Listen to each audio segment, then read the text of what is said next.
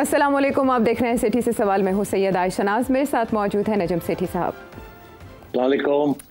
आज के दिन की बड़ी खबर एशिया कप के शेड्यूल का ऐलान था, लेकिन ऐसी खबर है ये जिसका ट्रीटमेंट पाकिस्तान में मीडिया में अलग तरह से किया जा रहा है और भारत में किसी और तरह से। भारत में तो बीसीसीआई को आड़े हाथों लिया जा रहा है। उसकी वजूहात क्या हो सकती हैं, उस पर तो हम सेठी साहब से उनका एनालिसिस जानेंगे कि आखिर क्या वजह हुई। बीसीसीआई एक तरफ और नेशनल इंटरेस्ट को दूसरी तरफ रखना पड़ा according to Indian media. But इससे पहले, आज से तकरीबन 2 हफ्ते पहले, हम एक ऐसे मकाम पे थे जब जो एसीसी की बोर्ड मीटिंग थी जिसको होस्ट मोहसिन नकवी साहब ने करना था, उसका इनेकाद भी खतरे में लग रहा था। और उसके बाद यूं लग रहा था जैसे एसीसी टूर्नामेंट का इनेकाद भी खटाई में है। सेठी साहब ने अपने एनालिसिस में कुछ ऐसे सजेशंस दिए थे जिनको बाद में फॉलो किया गया, तो तब जाके ये मुद्दा हल हुआ। पहले आपको सुनाते हैं सेठी साहब ने क्या कहा था। अफगानिस्तान को तोड़ना चाहिए आपको, और वो तोड़ भी सकते हैं आप।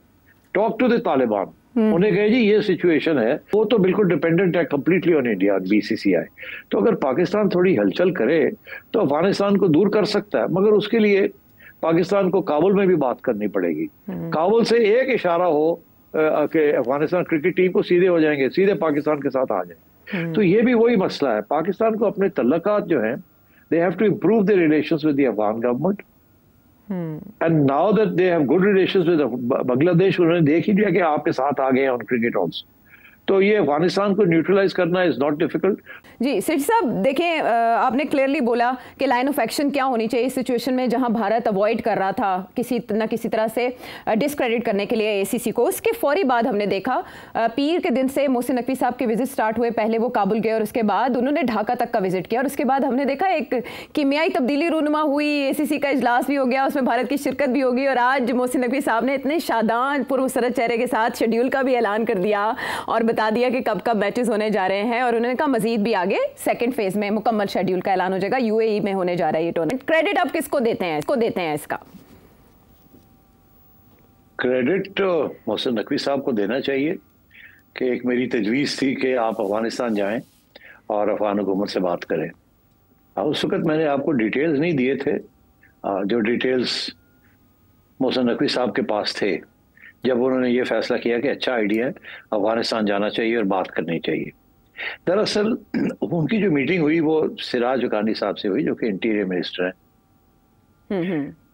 सिराज के जो भाई हैं उनका नाम है अनस हक्कानी जी। अनस हक्कानी जो हैं वो हैं इस वक्त de facto head of Afghanistan cricket. कुछ उनकी तस्वीरें, वीडियोस वगैरह भी चली हैं कि वो क्रिकेटर्स के साथ बैठ के सलाम दुआ ले रहे हैं, खाने खा रहे हैं।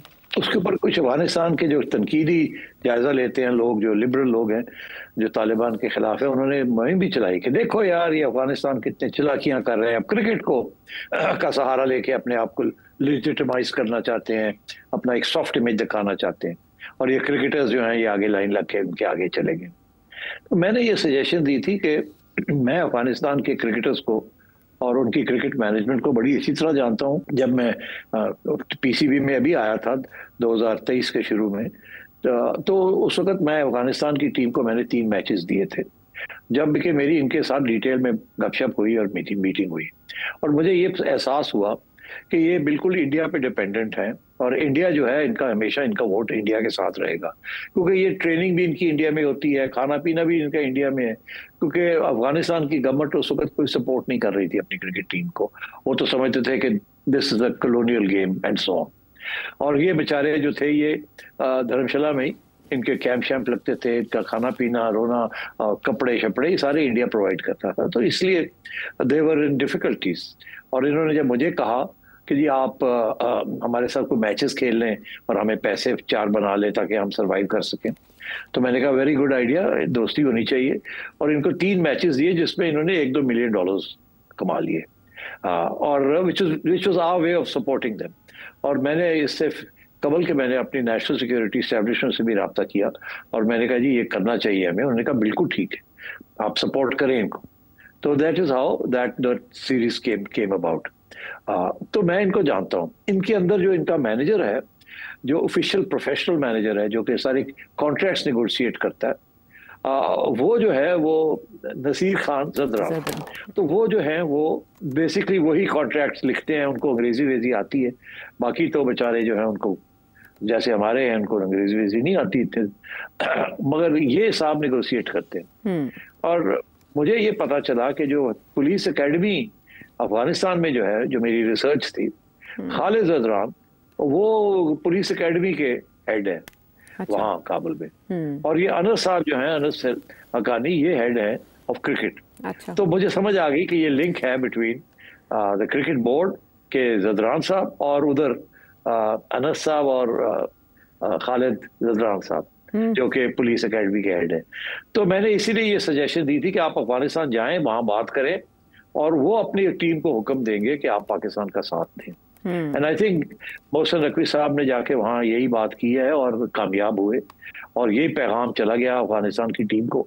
और अफगानिस्तान की टीम ने फिर इंडिया को ये मेरा ख्याल है बता दिया होगा कि हमें तो ऑर्डर्स हैं कि हम इस वक्त एशिया क्रिकेट काउंसिल जो है उसके अंदर पाकिस्तान को सपोर्ट करेंगे।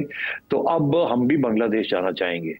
पहले तो वो जो बात इंडिया कहता था वही करते थे। तो मेरा ख्याल है इंडिया ने जब ये देखा कि अब सिर्फ श्रीलंका रह गया और कोई साथ नहीं है, ओमान तो है ना, तो फिर क्योंकि अफगानिस्तान इज वेरी क्रिटिकल, उसकी वजह इस वक्त मैं ये समझता हूँ कि अफगानिस्तान की टीम जो है राइट एट द टॉप, इतनी स्ट्रांग टीम है अफगानिस्तान की, लोग इसको समझ नहीं आ रही लोगों को। मैं आपको बता रहा हूँ, बहुत पैशन है, बहुत जज्बा है और बड़ी जबरदस्त प्रोफेशनल क्रिकेट खेलते हैं वो। और वो ऐसे जैसे कि विद वेंजेंस खेलते हैं, जैसे हम इंडिया के खिलाफ खेलते हैं ना ऐसे करके, अफगानिस्तान हमारे खिलाफ ऐसे करके खेलता है। तो ये मैंने खुद देखा है और आपने भी देखा है। और वो लड़ाई झगड़े जैसे हमारे इंडिया के साथ होते हैं वैसे अफगानिस्तान के साथ भी उसी किस्म के मसले पहले चल रहे थे। शारजा के अंदर आपको याद होगा क्या हुआ था, एक जब अफगानिस्तान जीता था तो उसके बाद काफी शोर शराबा हुआ था। तो मैं ये इसलिए I think it's been very good strategy. Mohsin Naqvi साहब वेल डन, आपने जाके मना लिया, इन सबको बुलवा लिया। और ठीक है, राजीव शुक्ला साहब खुद बांग्लादेश नहीं आए क्योंकि उन्होंने पहले ऐलान कर दिया हम नहीं जाएंगे, हम नहीं करेंगे, ये नहीं करेंगे, वो नहीं करेंगे। मगर उन्हें इस बात का जब एहसास हुआ कि अब गेम हाथ से निकलती जा रही है और 1 बाय 1 जो लोग हैं वो चाहते हैं एशिया कप हो, और अगर हम तावन नहीं करेंगे तो एशिया कप नहीं होगा। एशिया कप नहीं होगा तो ये छोटे मुल्क जो है इनको पैसे कुछ नहीं मिलते, और पैसे जो आते हैं एशिया कप में वो इंडिया पाकिस्तान के मैच के आते हैं। सो आई थिंक दैट ये pressure we should use and we have used कि ये सबको अपने साथ लेके चले, ताकि सारी गेम जो है ना, स्वाय इंडिया पाकिस्तान के क्रिकेट बोर्ड्स, बाकी क्रिकेट बोर्ड्स के पास कोई पैसा वैसा कोई नहीं, सारे जो है ना बैंकरप्ट है। ये श्रीलंकन के पास भी कुछ नहीं है, बांग्लादेश के पास भी कुछ नहीं है। एंड सो इनके लिए ये बड़े मैचेस वेरी इंपॉर्टेंट, इनको 4 पैसे मिल जाते हैं फ्रॉम ऑल दिस, और वो पैसे आते हैं इंडिया पाकिस्तान के मैचेस से। तो I think India lost the support of some of these people. इन्होंने उनको कहा कि देखें ये एशिया कप होना चाहिए और पाकिस्तान को खेलना चाहिए और आपको भी पाकिस्तान के साथ खेलना चाहिए, नहीं तो एशिया कप चला जाएगा और हमारे सारे लोग जो है छोड़ जाएंगे। तो इसलिए आई थिंक इस किस्म की politics was prevailed and I think Mohsin Naqvi did a great job. और वो इंडिया को आइसोलेट करने में कामयाब हुए, जिसके बाद हमने ये देखा कि 4 भारत को आना ही पड़ा और फिर शेड्यूल का ऐलान भी हो गया। लेकिन सिट साहब, ये शेड्यूल का ऐलान 26 जुलाई को हुआ है, जब भारत में कारगिल विक्ट्री डे मनाया जा रहा है और बकौल मोदी सरकार के ऑपरेशन सिंदूर जारी है। तो ऐसे में क्वेश्चनिंग हो रही है इंडियन मीडिया में बीसीसीआई से कि इसकी मॉरल इम्प्लीकेशंस क्या होंगी playing with Pakistan during war times. तो आप क्या समझते हैं कि वहाँ क्यों ये कहा जा रहा है कि नेशनल इंटरेस्ट के ऊपर आपको रेवेन्यू बहुत प्यारा है? देखिए, बीसीसीआई जो है ना वो एक्चुअली प्राइवेट सेक्टर का इदारा है, अभी तक वो गवर्नमेंट का इदारा नहीं है। तो बीसीसीआई की तरफ से भी ये कोशिश होती है कि हम खेलें और 4 पैसे बनाएं, बिकॉज मनी इज, सब पैसे के पीछे ही है सारी गेम। और बाय द वे इट्स अरबों रुपए की गेम है, millions and millions of dollars की ये गेम है। तो इसलिए प्रेशर तो बीसीसीआई की तरफ से भी होगा कि वी कांट अवॉइड। हम हमेशा कहते हैं, अब पाकिस्तान ने जब ये कह दिया कि हम इंडिया नहीं आएंगे खेलने के लिए, तो फिर दुबई रह गया था और दुबई वाले बड़ी लॉबिंग कर रहे थे कि हमारे यहाँ ही खेले, हमेशा करते हैं बिकॉज उनके पास बड़े गजब के स्टेडियम है और प्रैक्टिस कराए, पिचेस सब कुछ है और वो चाहते हैं कि वहाँ आके खेलें और उनके स्टेडियम किराए पे चढ़ाए जाए and so on and so fourth. तो वो भी काफी लॉबिंग करते हैं। मैंने देखा था कि पिछले ये जब ये लोग सब वहाँ गए हैं तो हमारा पीसीबी में एक हमारे चीफ ऑपरेटिंग ऑफिसर होते थे सुभान साहब, और सुभान साहब इस वक्त is working with the UAE cricket board, और सुभान भी वहां पहुंचे हुए थे बांग्लादेश। तो मैं समझता हूँ कि वेल डन एवरीबॉडी कि आपने मिलके ये सारा कुछ स्विंग कर दिया कि यूएई में होगा, यूएई का भी फायदा है, यूएई क्रिकेट बोर्ड का भी फायदा है, पाकिस्तान का भी फायदा है, बाकी छोटे मुल्कों का भी फायदा है, तो इंडिया को हैड टू कंसीड। तो इस किस्म की अब क्योंकि पॉलिटिक्स चल रही है तो you also have to play politics. ठीक है, तो क्रेडिट देते हैं आप मोहसिन नकवी साहब को। तो मोहसिन नकवी साहब का एक और बात में भी क्रेडिट बनता है कि जब पाक अमेरिका ताल्लुकात सर्द महरी का शिकार थे तो वो और तारिक फातमी साहब उन मुश्किल वक्तों में गए थे, और उसके बाद अब आसानियाँ यूँ हुई कि इसहाक डार साहब की भी एक बड़ी मुलाकात हो गई मार्को रूबियो से, और उसके बाद उन्होंने इंटरव्यू भी दिया एक थिंक टैंक को जिसका बड़ा चर्चा है। उसमें उन्होंने बहुत सी बातें अमेरिका पाकिस्तान रिलेशनशिप के पॉइंट ऑफ व्यू से कही हैं। कल मैंने आपसे जब सवाल किया कि फ़हरिस्त क्या होगा, तो जवाब में आपने सबसे पहले टैरिफ और ट्रेड की ही बात की। तो जो हेडलाइन बनी है खबरों में वो यही है कि पाकिस्तान अब एड नहीं बल्कि ट्रेड को फोकियत देगा। तो सेठ साहब, क्या नताइज आने वाले दिनों में हो सकते हैं, क्योंकि इसहाक डार साहब इतने कॉन्फिडेंट हैं, वो कह रहे हैं कि ये जो ट्रेड डील है ये अब महीनों की नहीं, हफ्तों की नहीं, दिनों की बात है। देखिए, बड़ा अच्छा ही बात है ना, बड़ी मेहनत की है पाकिस्तानियों ने, कमीशन बनाया, पूरी इसको एग्जामिन किया, रातों रात किया। इंडिया तो अभी समझ नहीं आ रही इंडियंस को हमने करना क्या है। हाँ। कभी आते हैं कभी जाते हैं, उनको तो पता ही नहीं है कि उन्होंने होमवर्क ही नहीं किया हुआ। उनका तो ख्याल था कि बात ही कोई नहीं है। हाँ। और हमने फौरन जल्दी से जाके होमवर्क कर लिया। अच्छा, एक और भी बात है ना, हमारा जो ट्रेड, हमारे छोटा तजारत है ना अमेरिका के साथ, लंबी चौड़ी नहीं है, इंडिया की तो बहुत बड़ी है। हाँ। तो इसलिए इंडिया के लिए होमवर्क भी बड़ा मुश्किल है। कितने आइटम्स हैं, कितना, हमारे लिए इतने आइटम्स भी नहीं है, 8-10 आइटम है जो ज्यादा हम एक्सपोर्ट करते हैं, और ये अमेरिका से इतने आइटम्स भी नहीं है जो हम इम्पोर्ट करते हैं। मगर इंडिया तो बहुत बड़ी तजारत है विद अमेरिका, तो इसलिए आई थिंक हमारे लिए आसान था, और हमने फोकस भी इसके ऊपर किया, बिकॉज हमें पता था कि ये अमेरिका वाली बात बड़ी क्रिटिकल है, और अभी करें जबकि तल्लुकात अच्छे हैं और डोनाल्ड ट्रंप हमारी तारीफ कर रहा है। तो इसलिए मेरा ख्याल है ये पूरी तैयारी इन्होंने की हुई थी, मोटी मोटी बात थी, इन्होंने कर दी जाके। और मुझे लगता है ऐसा ही है कि इन्होंने जो कंसेशन देनी थी डोनाल्ड ट्रंप को खुश करने के लिए वो इन्होंने दे दी है, और बाकी अल्लाह खैर सलाह। तो वेल डन डार साहब, वेल डन। लेकिन इतना सरेंडर तो नहीं कर देगा पाकिस्तान इंडोनेशिया की तरह कि अपने ही इंटरेस्ट को भूल जाए? नहीं, ऐसी कोई बात नहीं है। देखिए, थोड़ी बहुत रिडक्शन करने से हमें कोई खास फर्क नहीं पड़ेगा हमारी। देखिए, रिडक्शन का मतलब क्या है? रिडक्शन का ये मतलब है कि जो अमेरिका से सामान आना है हमारे यहाँ, उसके ऊपर ड्यूटियां कम हो जाएगी। अच्छा, ठीक। अच्छा, मगर क्योंकि इम्पोर्ट नहीं है अमेरिका से, इतनी लंबी चौड़ी इम्पोर्ट नहीं है, तो थोड़ी बहुत ड्यूटियां कम भी हो जाती है, तो सो व्हाट, तो इतना ट्रेड इम्बैलेंस नहीं होगा। वेयर अगर हमारे ऊपर वो ड्यूटी जो है वो कम ना करते या बढ़ा देते तो हमारे तो बहुत नुकसान हो जाना था। We are so critically dependent on our exports, तो इसलिए that is the situation. So I think we have done a good job and well done. नहीं, सवाल है, रेलेवेंट है, लेकिन ब्रेक का मुझे कहा जा रहा है। ये सवाल हसन बाजवा साहब ने ऑस्ट्रेलिया से पूछा है, जो शामिल करेंगे इसी बाबत एक ब्रेक के बाद।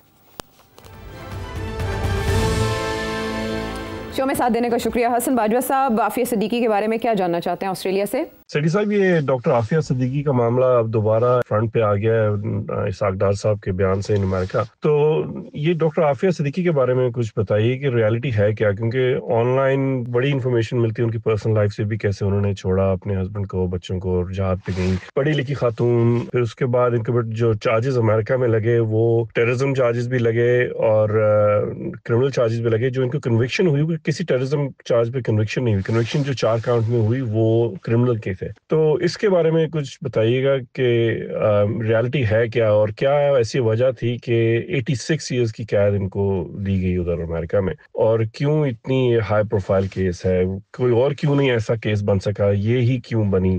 ठीक है, मैं आपको बहुत मुख्तसर ब्रीफ दे देता हूँ, बाकी आप जाके ऑनलाइन चेक कर दीजिएगा।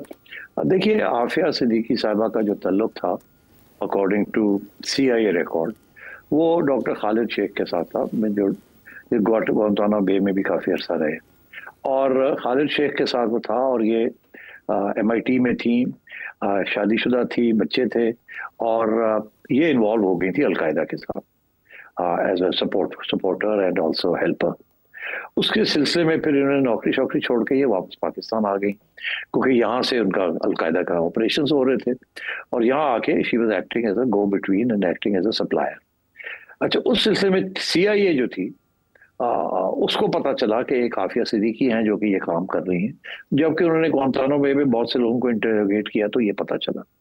तो वो फिर पाकिस्तानी इंटेलिजेंस के साथ मिलके इसको तलाश करने पाकिस्तान उनकी टीम आई। यहाँ उन्होंने इसको लोकेट कर लिया। ये पहले इस्लामाबाद में थी, फिर ये कराची चली गई और वहाँ इनकी रिहाइश थी और उसको लोकेट कर लिया।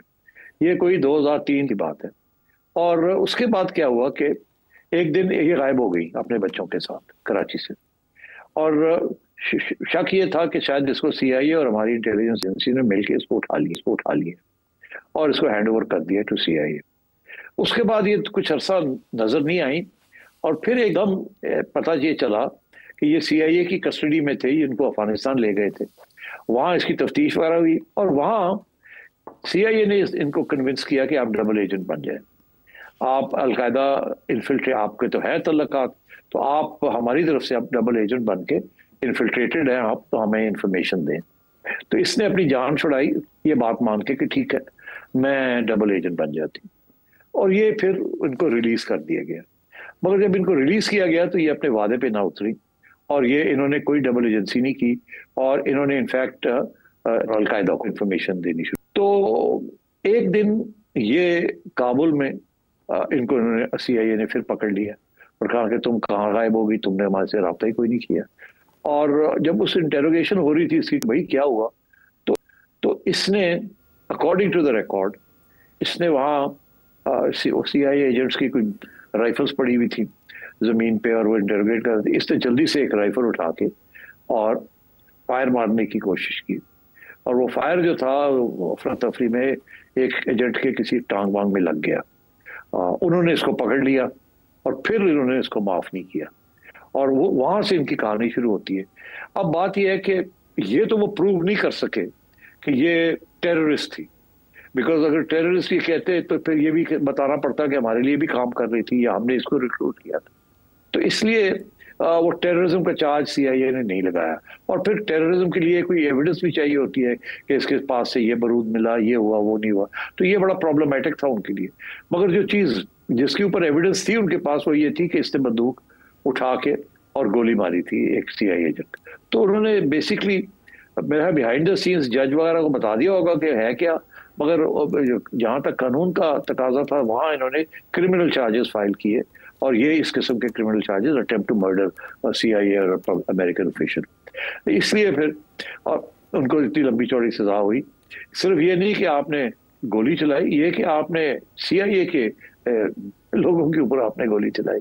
तो CIA और हमारे दुनिया की कोई भी इंटेलिजेंस एजेंसी हो वो माफ नहीं करती किसी अपने एजेंट को जो कि उनके खिलाफ हो जाए, या कि अपना बंदा और उनके खिलाफ हो जाए और जिसको उन्होंने खिलाया पिलाया हो या उसको माफ किया हो या उसको कोई सहूलत दी हो और वो फिर जाके इनके साथ बिट्रे करे इनको, तो फिर वो कभी नहीं माफ करते। बिकॉज ये हर डबल एजेंट के लिए, हर एक के लिए एक सबक होता है। तो इसीलिए आफिया को माफ नहीं किया उन्होंने और सख्ती से उसको रखा हुआ है। ये तो होगी उसकी छोटी सी कहानी।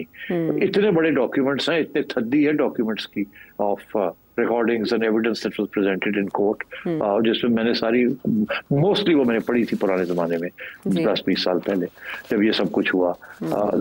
तो अब बात ये है कि डार साहब ने जो जिक्र किया ये एक तरफ तो डार साहब ने उनका हवाला दिया है और वो कह रहे हैं कि आउट ऑफ कॉन्टेक्स्ट है। हाँ, वो आउट ऑफ कॉन्टेक्स्ट तो है भी और नहीं भी।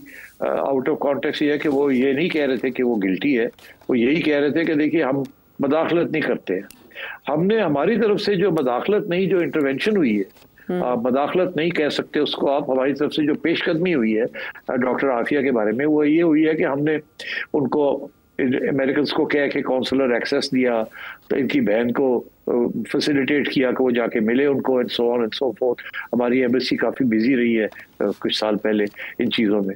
मगर इसके अलावा भी अभी भी हम अमेरिका को ये कह रहे हैं कि आप इसको छोड़ दें, और मर्सी पिटिशन हमारी तरफ से और इसकी बहन की तरफ से गई थी टू प्रेसिडेंट जो बाइडेन, जो उन्होंने रिजेक्ट कर दी जी। और अभी भी अब जो लेटेस्ट सिचुएशन ये है कि अदालत, पाकिस्तान की अदालत ने, एक जज साहब है, उन्होंने ये हुक्म किया था कि शहबाज शरीफ साहब आके बताएं कि क्या कर रहे हैं आफिया के बारे में, आपने कुछ किया, उसकी हेल्प करी है, आपने क्या नेगोशिएशंस की हैं अमेरिकनों के साथ वगैरह। तो तो ये सिलसिला पाकिस्तान में अब चल रहा है।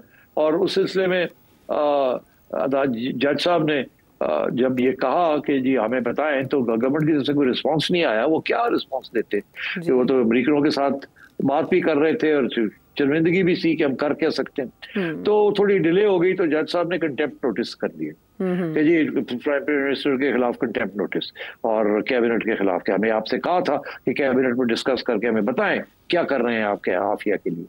क्योंकि पाकिस्तान के अंदर एक रिलीजियस लॉबी तो है ना, जो कि ये कहती है कि उसको रिहा करवाया जाए, उसको पाकिस्तान लाया जाए एंड सो ऑन। जज साहब अभी भी गरज रहे हैं, वो कहते हैं बताएं मुझे ये है वो है। और अब ये एक कमेटी बना दी है शहबाज शरीफ साहब ने कि जो सवाल मसले हैं सारे आफिया के बारे में उसको निपटा जाए, उसको देखा जाए। तो ये है करंट सिचुएशन। मेरा ख्याल है कि पाकिस्तान को ये डील करनी चाहिए कि आप शकील अफरीदी ले लें और हमें आफिया दे दें। मगर मैं आपको एक बात बताऊं, जैसे अमेरिकन CIA माफ करने के लिए तैयार नहीं है आफिया को, इसी तरीके से हमारी एजेंसियां भी माफ करने के लिए तैयार नहीं है शकील को। तो ये एजेंसियां ऐसी होती हैं, उनसे माफी की तवक्को मत किए करें जब वो समझती हैं कि उनको नुकसान पहुंचाया गया, किसी ने उनको नुकसान पहुंचाया।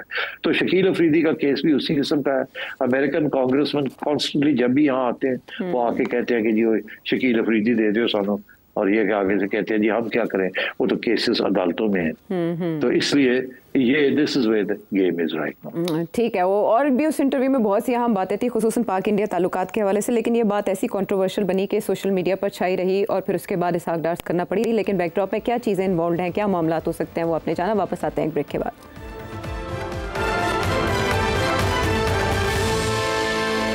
Welcome back to the show. और अब कनाडा से रेहान गुल साहब क्या जानना चाह रहे हैं सेठी साहब से?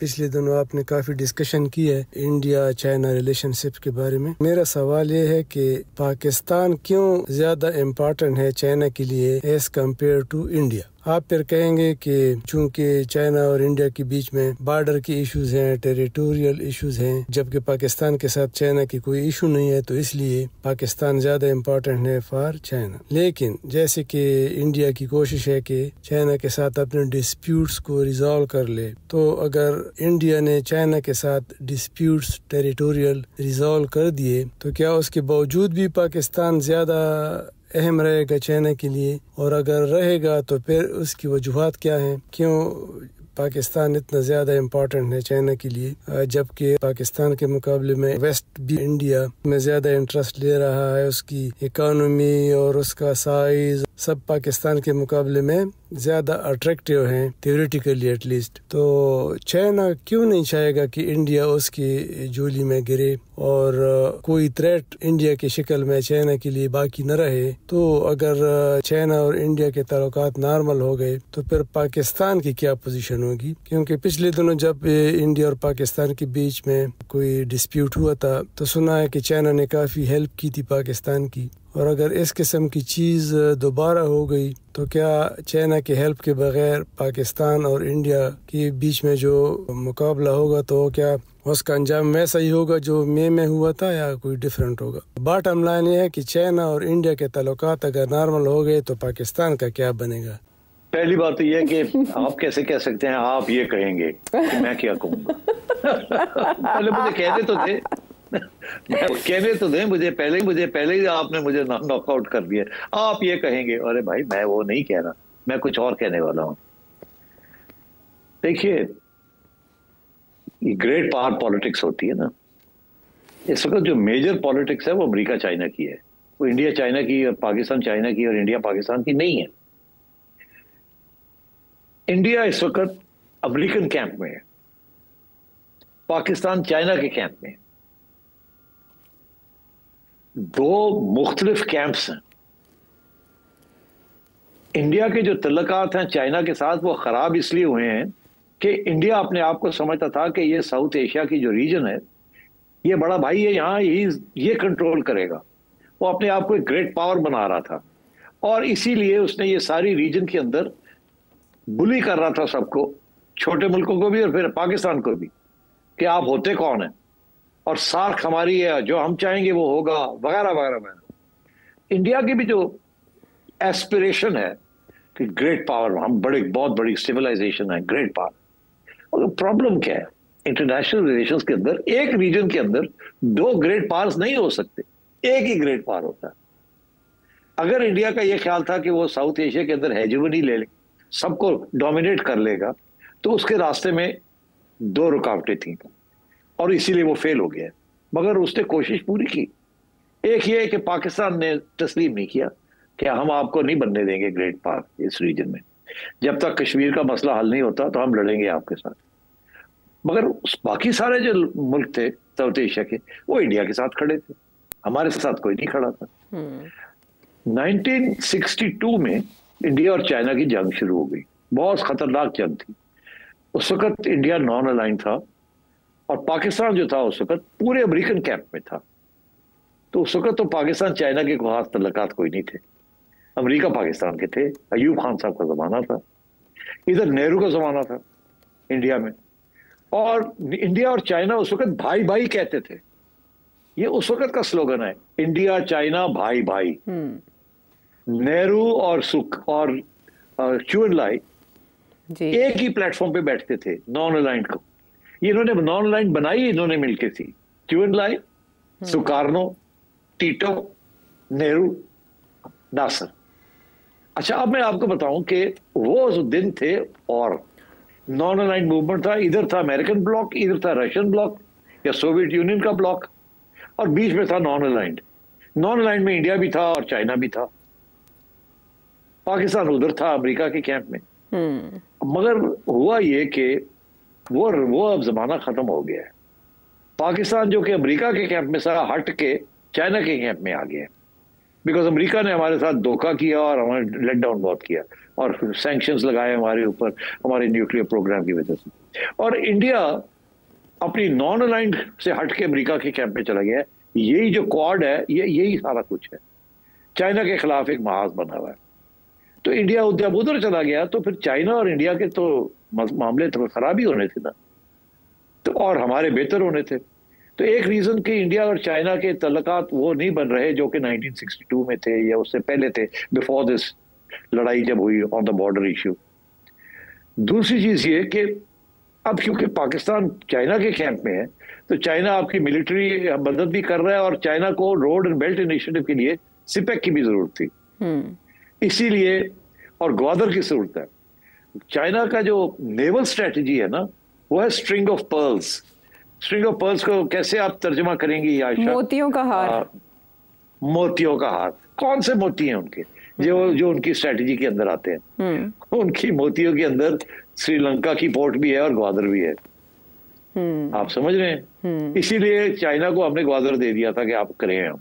मगर ग्वादर की डेवलपमेंट इसलिए नहीं हुई कि हम अपनी जो हमने सिपेक को जो चलाना था और प्रोटेक्शन जो देनी थी चाइना को, वो हम दे नहीं सके। और उसकी वजह यही थी कि इंडिया ने अमेरिका के साथ मिलकर ये फैसला किया कि हमने चाइना को डिफीट करना है इन पाकिस्तान, और ग्वादर को हमने नहीं चलने देना। क्योंकि ग्वादर को चलने दिया तो फिर चाइना की जो ब्लू वाटर नेवी है ना, उनके एयरक्राफ्ट कैरियर वगैरह सारे आके ग्वादर में आके लगे और ये गल्फ के ऊपर आके बैठ जाएगा, तो फिर हमारा जो मोनोपोली है over the control of the gulf वो चली जाएगी। स्पेशली जब से ईरान और चाइना के तल्लुकात बेहतर होने शुरू हुए। तो रीजन है कि अब इंडिया चाइना के कैंप में नहीं जा सकता। इंडिया नॉर्मलाइज कर सकता है, उसकी वजह सिर्फ ये है कि इंडिया अभी तैयारी करे कि अपने बॉर्डर इश्यू चाइना के साथ सेटल करे, मगर वो नहीं करेगा। वो अरुणाचल प्रदेश नहीं देगा चाइना को, और तजारत होगी उसमें चाइना का ज्यादा फायदा, बिकॉज चाइना $150 बिलियन की एक्सपोर्ट करता है इंडिया को। इंडिया तो बहुत थोड़ा देता है, मगर इंडिया को चाहिए, उसकी टेक्नोलॉजी चाहिए, उसकी आर्टिफिशियल इंटेलिजेंस चाहिए, and so on and so fourth. और फिर इंडिया अब उन ग्रुप से भी चला गया जहां चाइना बैठा हुआ है। तो अब चाइना की ग्रेट पावर हेजेमनी है इस एरिया में, और इंडिया कोशिश कर रहा है उसको अंडरमाइन करने के लिए, and India is siding with America. तो इसलिए China will stay with Pakistan, Pakistan will stay with China. तजारतें होंगी, तजारत जो है वो सबके फायदे पे होती है, तो इसलिए इंडिया कोशिश करेगा कि थोड़ी जी नॉर्मलाइजेशन करे। क्यों? ताकि जैसे आपने कहा कि वो चाहेगा कि कल अगली दफा जब पाकिस्तान की कोई इंडिया के साथ लड़ाई झगड़े होते हैं तो चाइना खुल के पाकिस्तान की मदद ना करे। मगर मैं आपको बता दूं, चाइना खुल के मदद करेगा। चाइना की strategy is more important then this trade business. तो इसलिए China will always support Pakistan, and Pakistan is critical to China's strategy in going into Central Asia and from there into Europe and the Road and Belt Initiative. तो इसका मतलब ऐसा कोई मामला ही नहीं होगा कि चाइना की हेल्प ना हो, सवाल ही पैदा नहीं होता। ठीक है, तो रेहान गुल साहब ने एक एंगल से क्वेश्चन किया था, जाविये को मजीद बुलंद कर दिया सेठी साहब ने ब्लॉक्स की बात करके कि ये 1-on-1 के बजाय ब्लॉक्स की सतह पर देखा जाना चाहिए। इसके अलावा आपके जहन में हो सवाल तो नंबर है आपके सामने। अगले प्रोग्राम तक के लिए इजाज़त दें।